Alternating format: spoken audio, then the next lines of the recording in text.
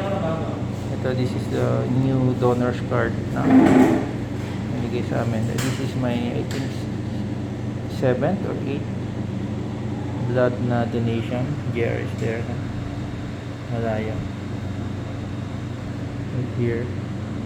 So next na donation will be on April 2. Yeah, so I'm still jumping blood. Nilabas doon sa ilalim.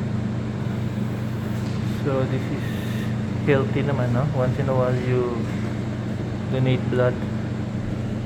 Total na blood na in-extract 450 milliliters. ml, di ba? ml, oh. Napuno na siya, 500 na siya. Kasi may kasama yan siya, 63 ml na antibiotic. Ang final niya, himang 1 liter na? 500. 500. Kaya may dagdag na 50 for May 63 ml na antibiotic. anti-coagulant to.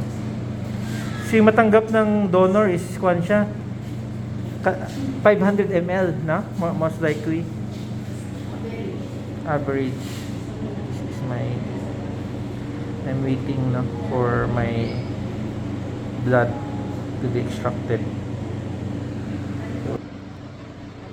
Here dito sa Philippine Red Cross Jensen is here is still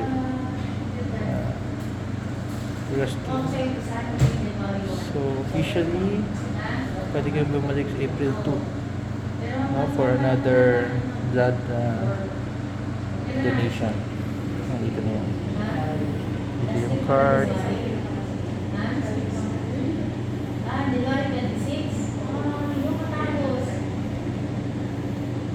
Blood group.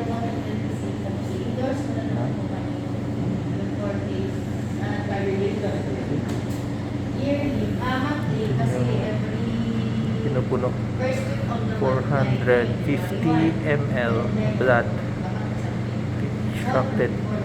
Tingnan natin hanggang mabuno. It's good to help, no? Blood requirements of other people. Again, family friend na nangailangan ng tulong. So we have to respond, no, to the requirement kahit na vacation. Okay. So once again here, Kasi yung pareho ano pangalan. yun yung